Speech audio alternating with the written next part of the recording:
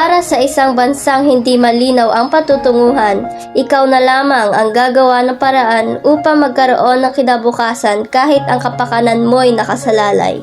Kaya naman, itatampok namin ngayon ang isang kwento ng isa sa mga naging bagong bayani sa ating makabagong panahon.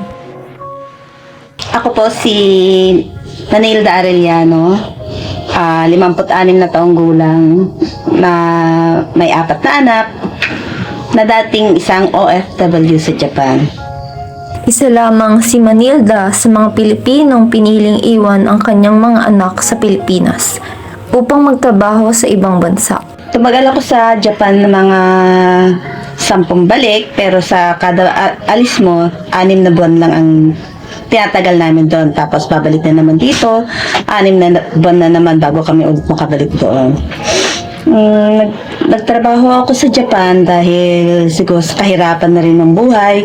Mahirap makapagtrabaho dito hanggat kung hindi ka naman nakapag-graduate ng college.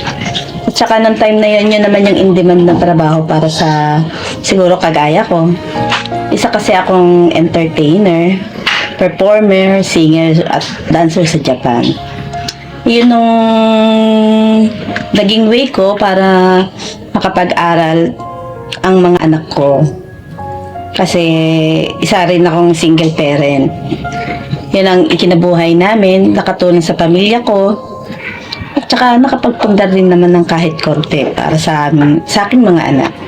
Nung unang punta ko sa Japan, syempre nabigla rin naman ako, kaya may culture shock din. Kaya habang nandun ako, yung mga naging kagrupo ko, tinuturuan nila ako kung paano gagawin ko, kung ano yung mga maging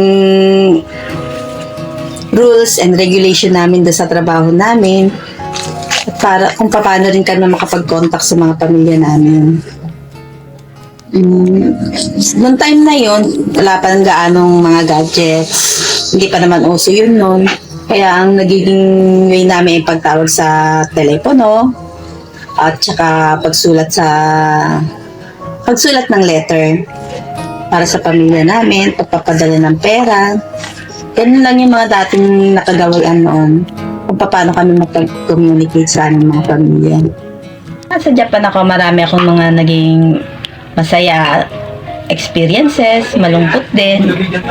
Kagaya rin ng may mga times na naiisip mo rin yung mga anak mo, nalulungkot ka kasi wala ka sa mga masasayang event nila, gaya ng birthday, minsan Christmas, wala ka, nandun ka, nagtatrabaho, para rin naman yun sa kanila. Kaya siguro kapag mahina din ang loob mo maano ka talaga magkakaroon ka rin ng mental kagaya rin ng mga naging kasamaan ko doon, na siguro mahina yung kanilang mga kalooban nila, mahina. Kaya kailangan talaga pag nasa ibang bansa ka, meron ka rin support ng family mo, support din ng mga friends mo, para nang sa gayon mentally, emotionally talaga malakas ang panlaban mo. Siguro marami talagang nagdanais sa mga ibang bansa kasi syempre pag nasa ibang bansa ka, iba rin naman ang pamumuhay doon. At least doon kahit magtrabaho ka doon, naiipon yung kinikita mo. Unless na pag nandito ka sa Pilipinas madali lang ang pera, madali ring gastusin. At pag nandun ka naman nakakaipon ka naman. Kaya siguro para sa akin maganda rin ang mabuhay din sa ibang bansa. Noong 2019, naitalang mahigit 12 milyong Pinoy ang nasa ibang bansa. Base sa isinagawang survey ng Social Weather Station sa 1,200 adults noong December 2022, 17% ang nagdanais na manirahan sa ibang bansa. 7% naman ang nagdanais na magtrabaho sa ibang bansa. Ang mga Pilipino ay madalas na naghahanap ng trabaho sa ibang bansa dahil sa pang-ekonomiyang motibasyon, mga pagkakataon sa personal na pag-unlad, at mga salik ng pamilya at lipunan.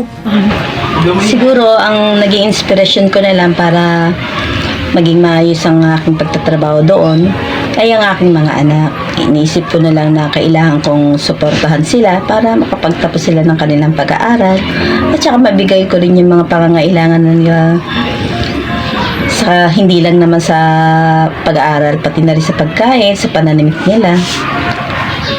Nakakatulong din ako sa aking mga ibang kapatid at saka sa aking magulang.